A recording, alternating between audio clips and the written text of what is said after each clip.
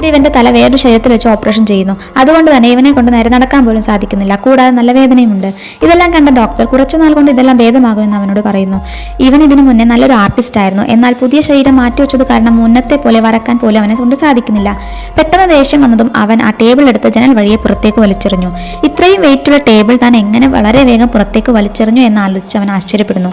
ഇക്കാര്യം ഡോക്ടറിനോട് ചോദിച്ചപ്പോൾ നിന്റെ ബോഡിക്ക് വളരെ വ്യത്യസ്തമായ മസിൽ മെമ്മറി ഉണ്ട്, അത് വളരെ വേഗം നിനക്ക് സെറ്റ് ആകുമെന്നും അവനോട് പറയുന്നു. അങ്ങനെ അവന്റെ മസിൽ മെമ്മറി ഇംപ്രൂവ് ചെയ്ത് കൂടുതൽ സ്ട്രെങ്ത് ആൻഡ് എബിലിറ്റി കൈവരിക്കുന്നു. അങ്ങനെ ഒരു ദിവസം അവൻ പുറത്തേക്ക് പോകുമ്പോൾ റോഡിൽ ഒരുത്തൻ ആക്സിഡന്റ് പറ്റി കാറിനിടയിൽ പെട്ടുകിടക്കുന്നു. അവിടെ നിൽക്കുന്നവരെല്ലാം കൂടി ശ്രമിച്ചിട്ടും ആ കാർ പൊക്കി അയാളെ രക്ഷിക്കാൻ സാധിക്കുന്നില്ല.